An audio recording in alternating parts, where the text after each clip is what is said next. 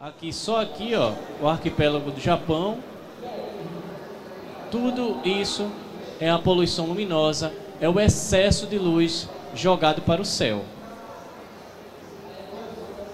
E aí vem um breve conceito. O que é a poluição luminosa se a gente fosse conceituar? Ela é o excesso de luz produzida pelo homem em grandes cidades. São luzes artificiais, as quais podem ser emitidas de várias formas. Quais são essas formas? São anúncios publicitários, aqueles letreiros luminosos, luzes de edifícios para iluminar, ou a iluminação pública de ruas e avenidas. Então, toda aquela forma de luz artificial que ilumina geralmente à noite é uma forma poluente, que a gente pode chamar de poluente, poluidora de luz. Então, a gente conceitua como poluição, a poluição artificial sendo fator aí da poluição luminosa. Tranquilo? Bem, a gente tem os impactos, né? A poluição luminosa, ela gera um impacto. Ela não é somente positiva, porque à noite a gente precisa da luz para iluminar aquilo que de dia a gente tem a luz natural, que é o sol. Então, quais são os agentes causadores, os impactos, né? Na astronomia, a gente pode ter aqui, né, a qualidade do céu noturno, que essa qualidade, ela tanto é afetada no meio urbano, ou como também no campo. Vai depender da distância que aquele local que você está observando, você vai perceber aquela intensidade da poluição luminosa. E isso vai interferir também na pesquisa amadora e científica. A gente sabe que aquele que não é o profissional da astronomia, né, não exerce propriamente dito como uma profissão, a gente tem um astrônomo amador, que nada mais é também que um agente aí da área da astronomia. E a gente também tem a pesquisa científica. São aqueles observatórios que têm uma dedicação de fazer uma campanha observacional mais dedicada, um roteiro observacional mais dedicado e que requer uma qualidade de céu. A gente vai ver tudo isso aí. E a poluição luminosa, ela pode ser tanto antrópica, nós, seres humanos, causadores dela, e a natural. Mas a gente vai dar mais ênfase à poluição luminosa causada por nós, seres humanos. Quais são os tipos? A poluição luminosa, ela tanto pode ser sky glow, luz intrusa e ofuscamento. Esses três itens aqui, através de imagens, eu vou mostrar para vocês entenderem. Como é que seria? O que é a poluição luminosa na prática? Nada mais do que isso. Você tem um poste de rua da iluminação pública e geralmente quando você tem um tipo de luminária como essa, a luz é totalmente dispersa. Ela ilumina o chão, os lados e até o céu.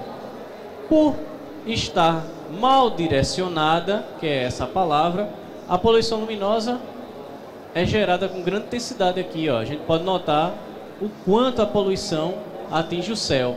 Então a gente tem a nossa visão do céu muito prejudicada. A gente tem uma dificuldade muito grande de observar. Quando a gente consegue atenuar pelo menos uma parte direta do céu, mas ainda há essas partes laterais de dispersão, há uma redução, mas ainda existe uma poluição significativa aí. E quando a gente já consegue neutralizar, digamos, 50% da direção daquela luz que iria para o céu, deixá-la somente para o chão, a gente já tem uma considerada boa, uma iluminação eficiente. E a ótima é aquela que é totalmente direcionada ao chão e não para as laterais. Uma coisa bem interessante que a gente pode achar é que a gente está perdendo luz, né? Por estar focando a luz só por um lugar. Não. Se você olhar aqui a superfície onde está o personagem aqui, ó, repare como fica bem definido a intensidade da luz. A luz está mais concentrada numa área, mas também ela consegue iluminar bem aquele lugar. As pessoas geralmente acham que o lugar, se tiver só iluminado o chão, ele está mal iluminado.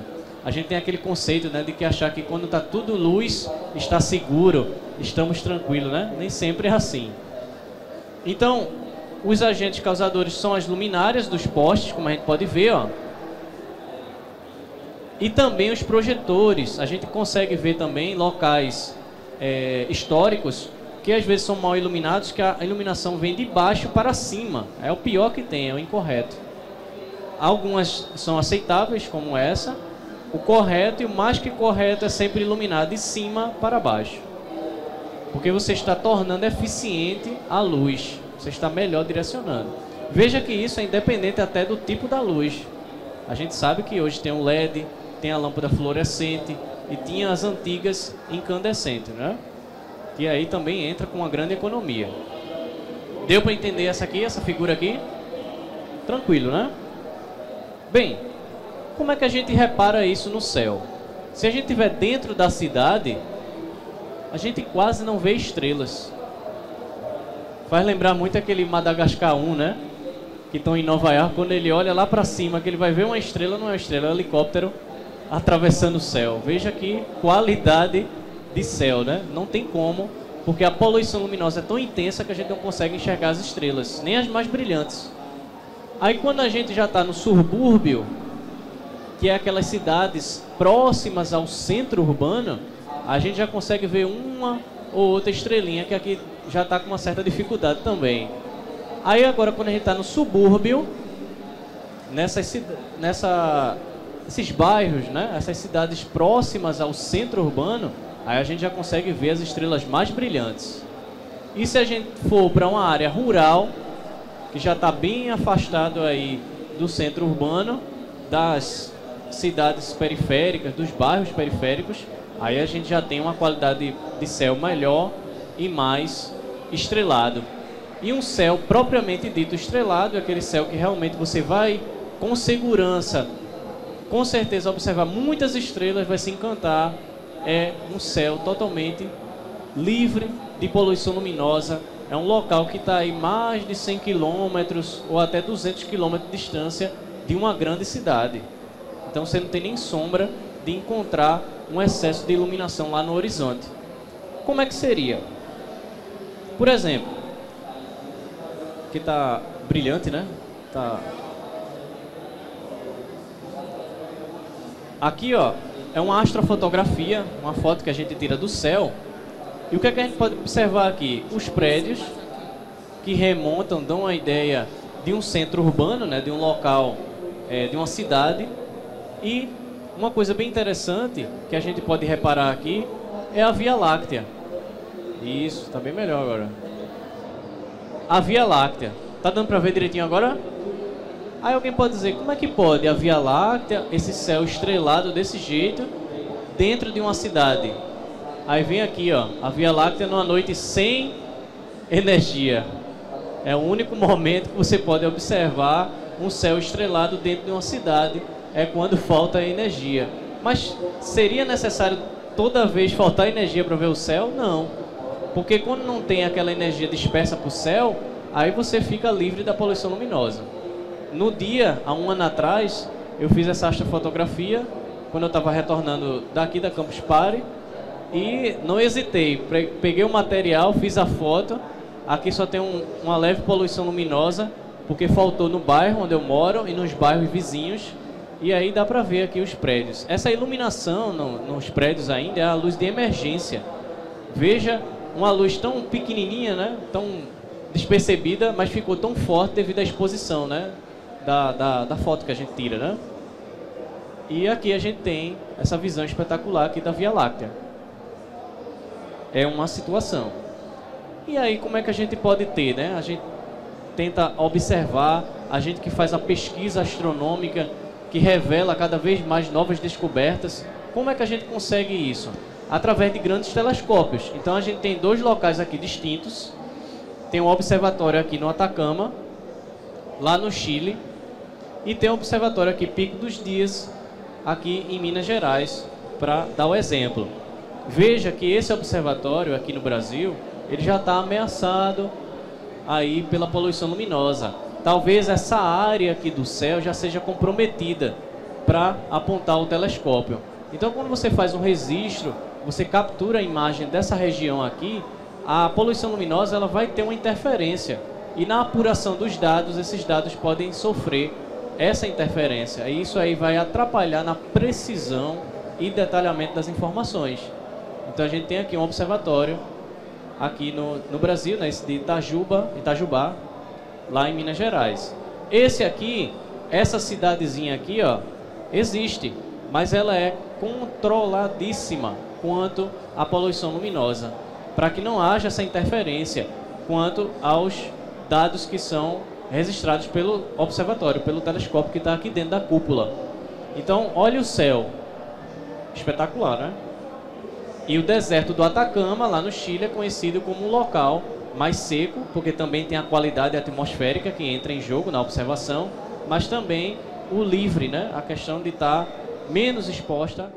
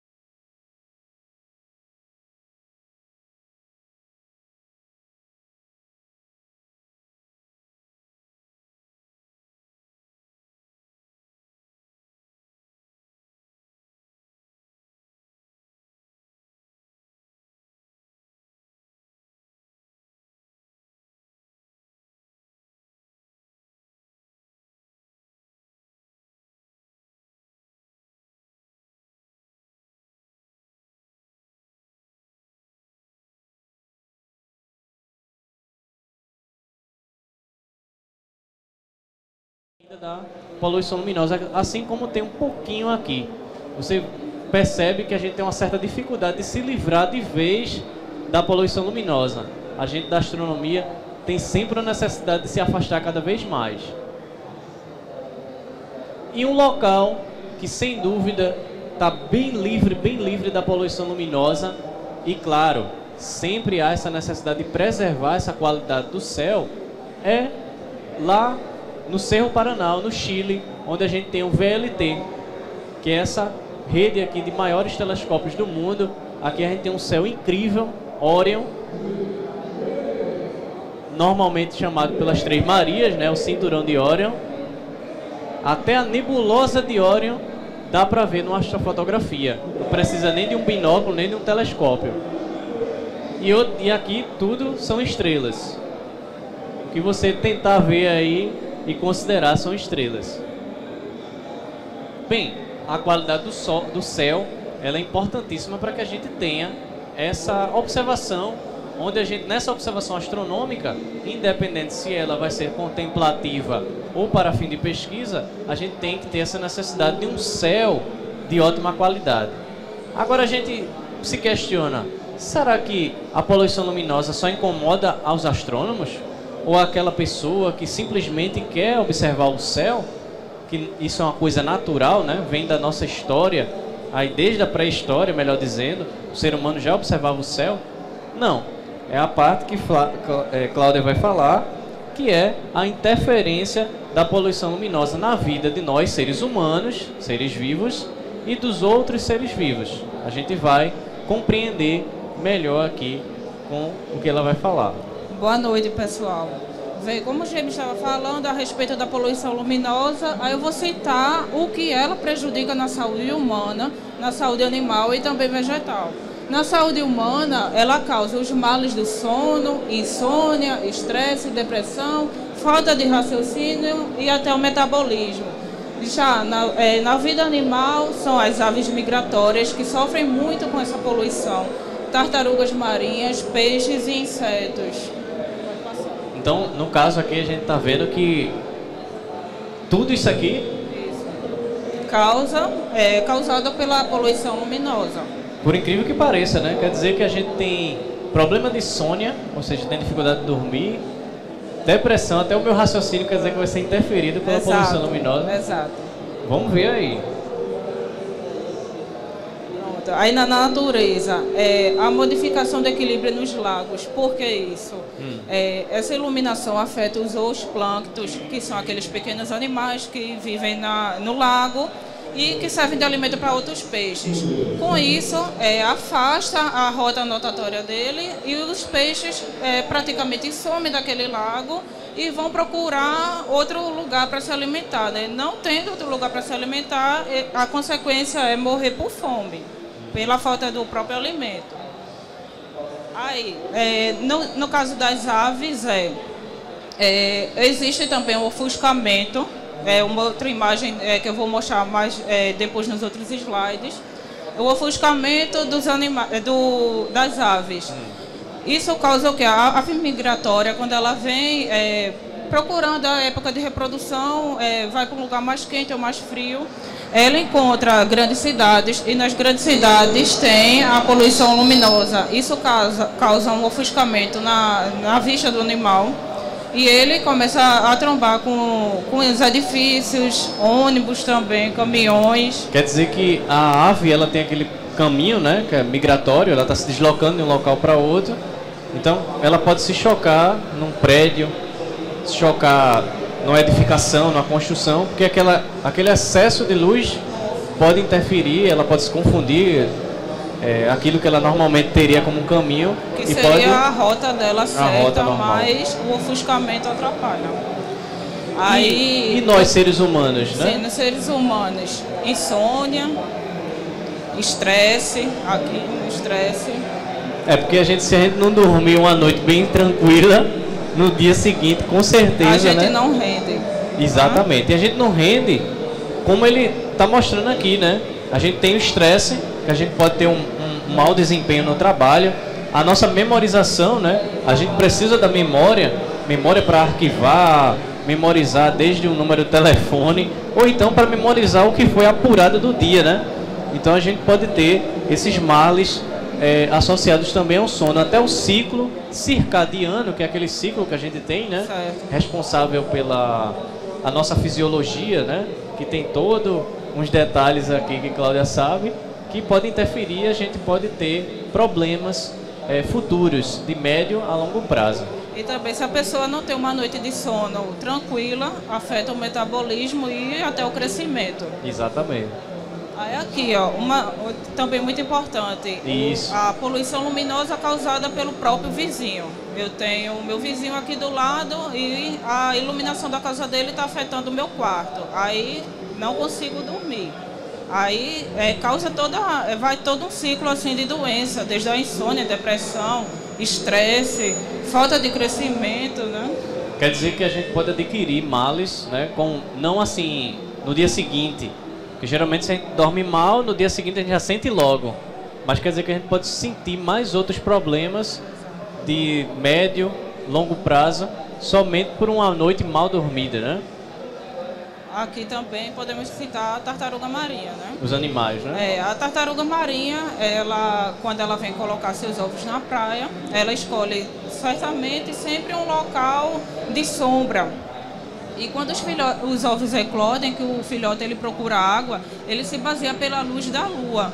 Mas tendo um ofuscamento, que nesse caso aqui, ó, dessa imagem, ele pensou que aqui seria a luz da lua e desviou sua rota no lugar dele ir para o oceano. Ele procurou aqui, ó, outro lugar, desviou. Aí isso acontece o quê? Ele fica mais propício a predadores, que é esse caso aqui, ó, caso de predador. Também pode ser aves, animal e até o próprio homem. Aqui, né, que Cláudia mostrou, muito interessante. A gente pensa. Eu pensava aqui que podia ser o quê? Um nascer do sol, um pôr do sol, né? Mas quando a gente se depara, a gente vê uma construção que tem um holofote, né? Que é aquela luz intensa, que tem uma forte intensidade de luz. E a tartaruga está bem aqui, ó. A gente vê o rastro dela, que ela saiu daqui para lá. Ao invés dela ir na direção da praia, que era o contrário, ela foi em direção à lâmpada. Porque isso causou ofuscamento, que o ofuscamento simplesmente é quando você olha para uma lâmpada muito brilhante, você coloca a mão, você consegue ver todo mundo que está ao redor. Quando você coloca a mão, que aquela luz bate nos seus olhos, você é ofuscado e você não consegue observar o que está ao redor, né? Outro caso aqui também é sobre os insetos. Os insetos são atraídos pela iluminação, tá? Mas às vezes não é só uma muriçoca com pernilongo. E quando é um inseto vetor de doenças? Do tipo da malária, a doença malária, mal de Chagas e leishmaniose. Humanos estão mais propícios por estarem próximo, né? Próximo da iluminação. Próximo da iluminação. Aí a gente não diz, não, o inseto é afetado. Não, na verdade quem é afetado é o humano. Aqui, isso aqui foi do Banco Mundial de Moscou, uma ave que chocou por conta da iluminação. Aqui de fundo a gente consegue ver a iluminação toda da cidade de Washington, no Banco Mundial. A ave chocou e morreu, né? Chegou a morrer o filhote. Quer dizer que ela se confundiu. Se confundiu com a iluminação. Tinha iluminação, foi para a direção daquela iluminação, se chocou, né? Exato. Aqui são o número de pássaros que essa organização ela conseguiu capturar durante 3 dias. Em 3 dias? Em 3 dias, essas aves foram encontradas mortas. Esses pesquisadores acordaram pela madrugada e foram recolhendo os animais. Isso foi na edição da revista Veja de abril de 2011, que saiu essa reportagem. E nessa aqui, ó, também é um holofote, tá vendo? Aqui eu dei uma pesquisada e vi que isso aqui, a gente pensa que como eu disse, não nascer do sol, um pôr do sol, né? Que é oposto, geralmente confunde, mas não. É uma luz muito intensa nessa região aqui que ainda é terra, areia. E a tartaruguinha recém-nascida, a primeira coisa que ela tenta procurar como referência é a luz, aquele indicativo pela luz. E ela acaba se confundindo e vai nessa direção. Ao ir nessa direção, a exposição a predadores vai aumentando. Aumenta tanto que vem aqui, ó, o caranguejo, infelizmente, captura. A gente sabe que é natureza, mas a gente sabe que se tiver um ser humano como agente causador, a gente está gerando um impacto. Não é tão natureza, não é tão natural, né?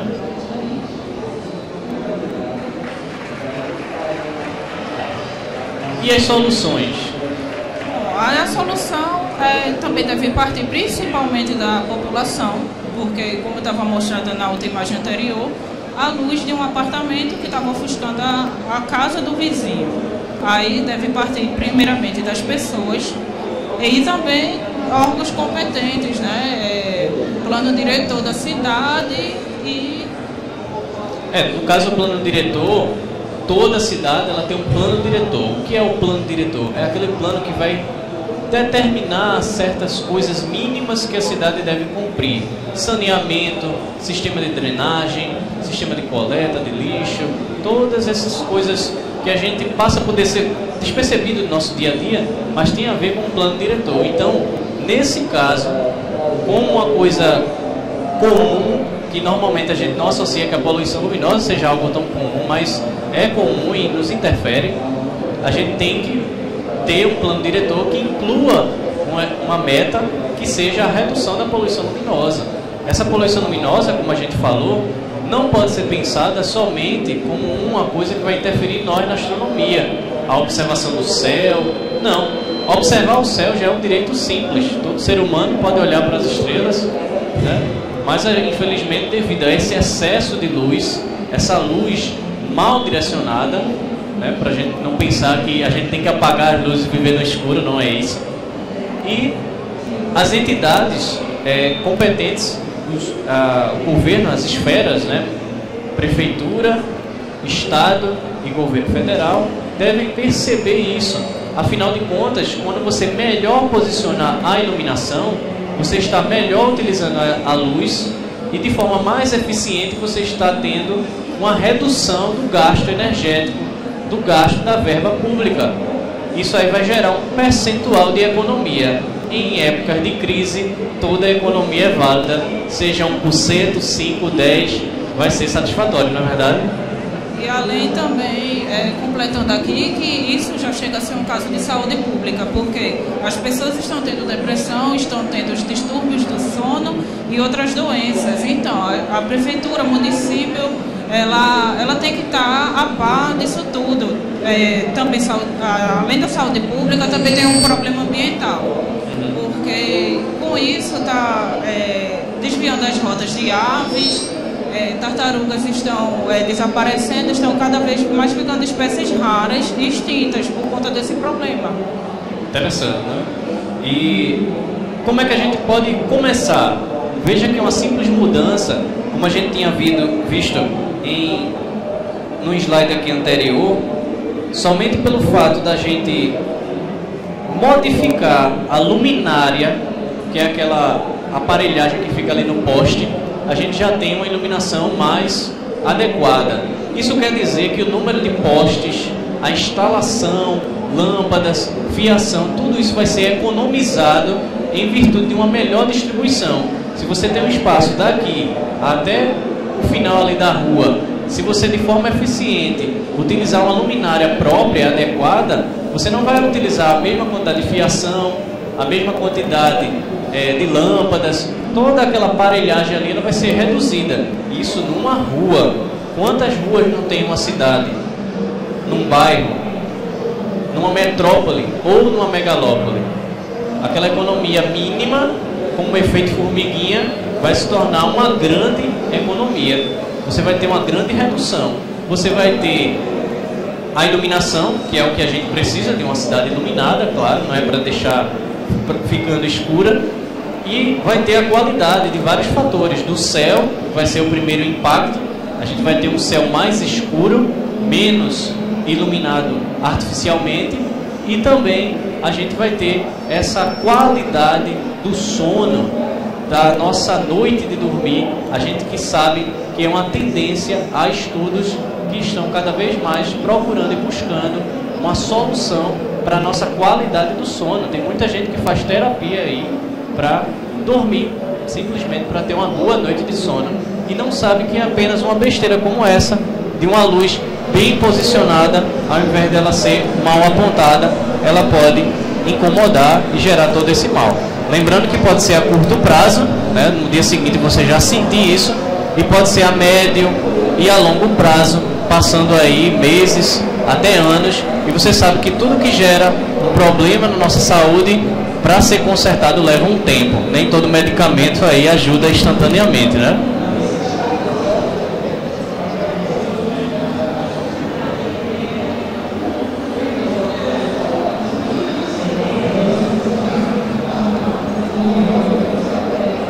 Bem, e aí a gente finalizando, a gente tem um tempo ainda para mostrar um vídeo, e também para dúvidas, perguntas, pode ser feita tranquilamente. A gente antecipa aqui a parte dos agradecimentos, né?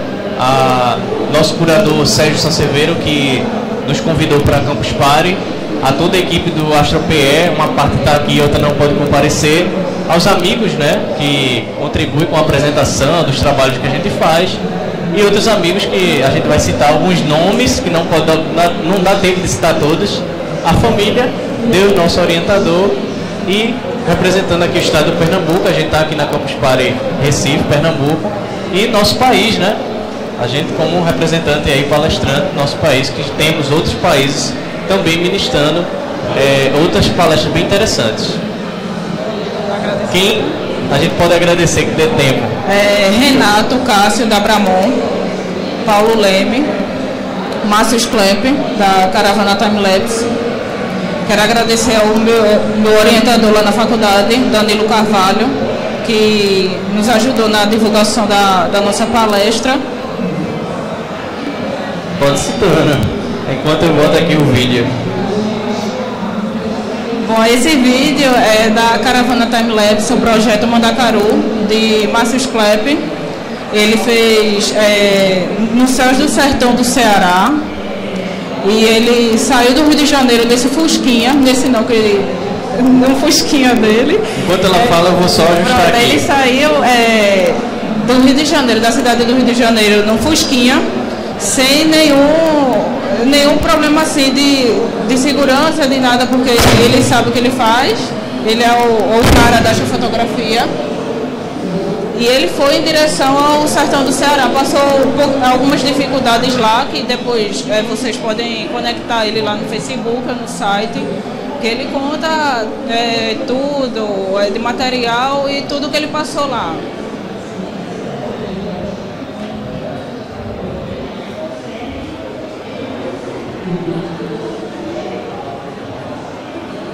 Enquanto Cláudia pode citar um pouco mais sobre o vídeo, vou tentar aqui amenizar aqui, porque está dando um delay na transmissão. Bom, aí, nesse vídeo tem tudo aquilo que a gente falou, como é o céu de uma cidade sem a poluição luminosa. Só que nesse caso ele fez no sertão. Mas se na nossa cidade não tivesse todo esse excesso de luminosidade, nós poderíamos sim ter um céu dessa qualidade. Poderíamos ter a Via Láctea, ver vários objetos, planetas, estrelas e constelações sem problema algum. Pode falar.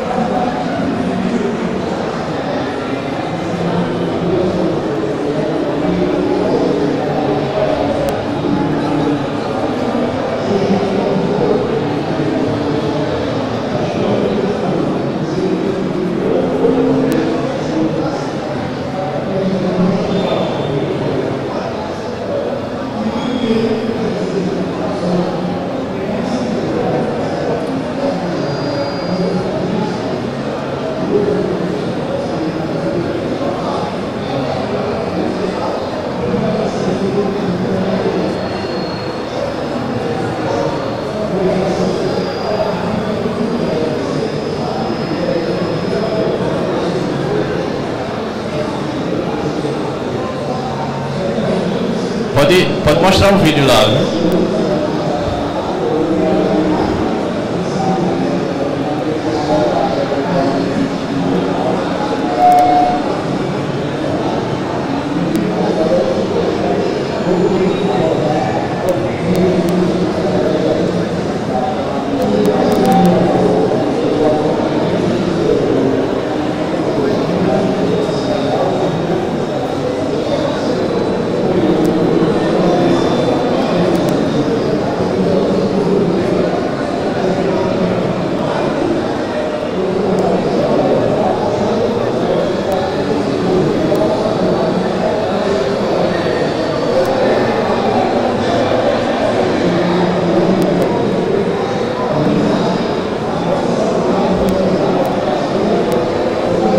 Só não tá mostrando lá, né?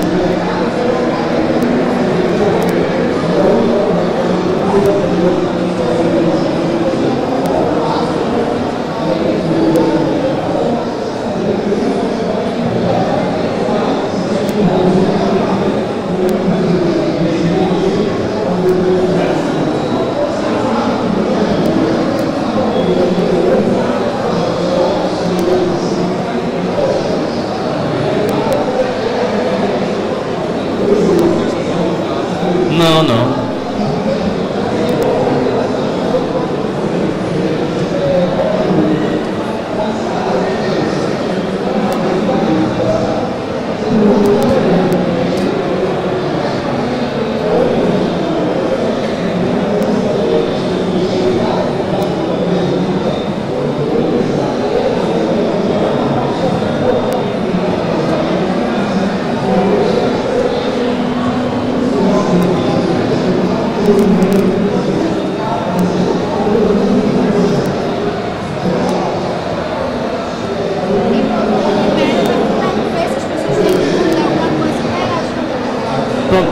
Tem alguma dúvida que a gente estava falando sobre esses detalhes da poluição luminosa que a gente pode citar? A gente vai mostrar um vídeo bem interessante da caravana Time Lapse, que foi realizado lá no Ceará, muito incrível. Todo o céu, né? Mas felizmente não está passando por algum motivo, mas tranquilo aqui. Uma pena, né? Diga. Está disponível. Eles têm só você estar lá no Facebook, Caravana Time Lapse. Aí você acessa o Vimeo, que é o servidor de vídeo dele, e com certeza você vai encontrar facilmente, porque é um dos vídeos mais assistidos que é justamente esse da caravana Time-Lapse. São imagens fantásticas lá do sertão do Ceará.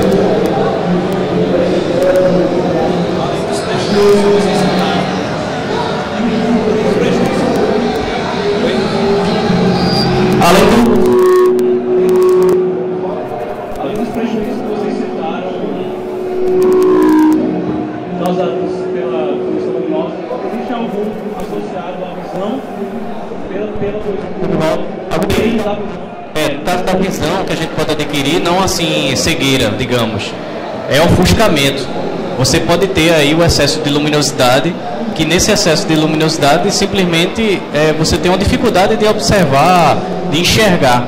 Geralmente nós, a gente, ser humano, a gente interpreta bem, a gente consegue assimilar. Geralmente a gente tem uma situação de ofuscamento até dirigindo. Dirige, você vê aquele outro carro com farol muito alto, isso aí já causa um ofuscamento. Mas uma ave, como a gente viu, né, elas chegam a morrer, né, a tartaruga ali que ela desvia o caminho. Isso aí é um prejuízo muito grande, porque o animal ele não consegue discernir, ele vai instintivamente por aquela luz mais brilhante, ele acha que pode ser alguma coisa natural, e aí ele tem aquele caminho desviado.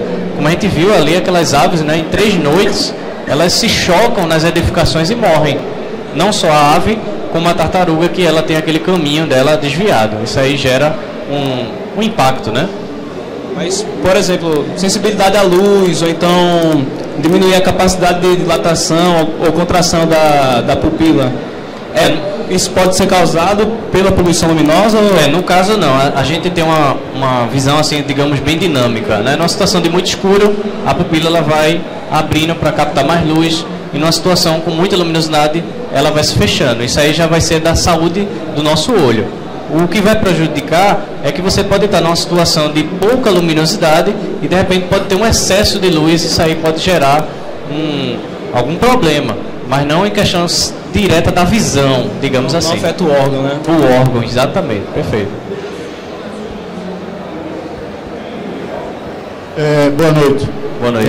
Joanaldo, de Natal, secretário de Planejamento.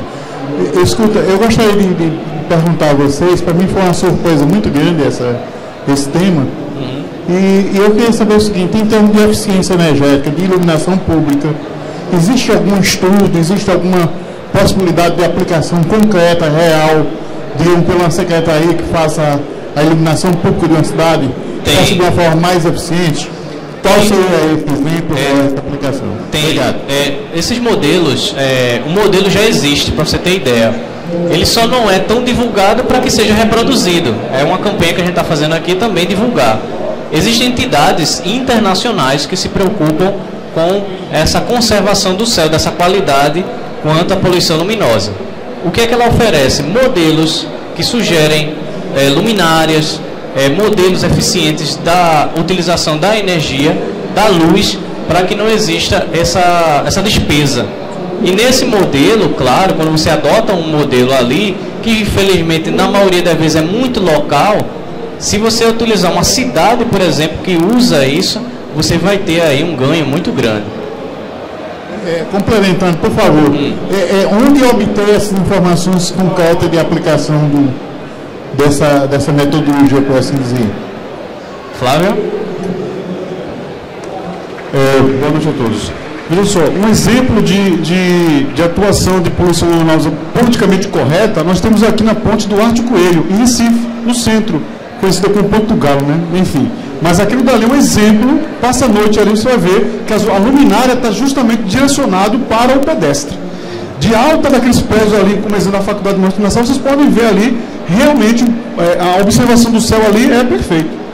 Então, é um exemplo politicamente correto em Recife. Né? Infelizmente, para outras áreas não foram abordadas dessa forma. Né? A gente pode te comunicar em off, né, após a palestra, quais são as entidades que podem lhe dar justamente esse suporte, que oferece esse modelo, qual é o encaminhamento, a parte burocrática, a licitação, todo o material, para que você consiga causar essa mudança, que é o que a gente quer, né? A gente quer ser o causador dessa mudança fazendo essa campanha.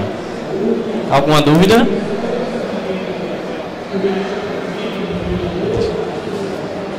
Deixa ele botar ali o microfone, que o pessoal que está assistindo vai ouvir também.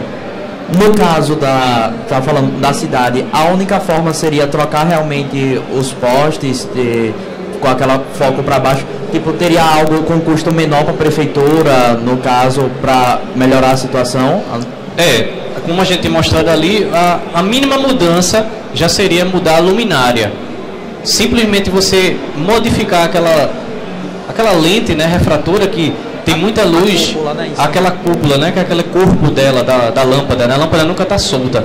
E ali você consegue direcionar melhor ela para o chão. Aquilo ali parece uma besteira, mas é um mínimo que já pode ser um causador de mudança muito significativa. Porque é só apenas uma, mas imagine como a gente estava falando, uma cidade totalmente modificada. Existem cidades no Brasil que já fizeram essa mudança na luminária, até no tipo da lâmpada, e isso aí já gera uma grande economia. É isso que eu iria perguntar agora. Se o tipo da lâmpada utilizada na cidade tem um fator maior na poluição luminosa, tipo aquela... o mais comum é a amarela. Isso, vapor de sódio. Isso. Ela é mais comum, então ela afeta mais do que a da luz branca? Tem alguma diferença? Afeta, no caso, assim, um comprimento de onda daquela luz jogada para o céu, a gente que observa, a gente tem que usar um filtro para ir de contra aquela luz intrusa e ali tentar neutralizar aquela luz, né? Mas aí a gente sabe que não é somente o detalhe da astronomia. Nesse caso específico é a qualidade da lente quanto à eficiência energética. A gente sabe que o LED ele é muito mais eficiente do que a fluorescente, respectivamente, contra a incandescente. Aí já gera uma economia, mas a gente tem que saber que o LED é custoso, vamos dizer assim. Mas o modelo de uma luminária é muito mais econômico do que o investimento na própria lâmpada de LED. Encerrou? Pronto, eu agradeço, pessoal, a todos vocês que assistiram. É um tema assim que parece fugir da astronomia propriamente dita, mas é muito importante porque ele também satisfaz a astronomia, como também satisfaz a nós, seres humanos, os animais, os seres vivos, como a gente viu. Agradeço a vocês presentes, a gente vai ficar aqui ainda para contato, e agradeço ao pessoal que está nos assistindo. Muito obrigado.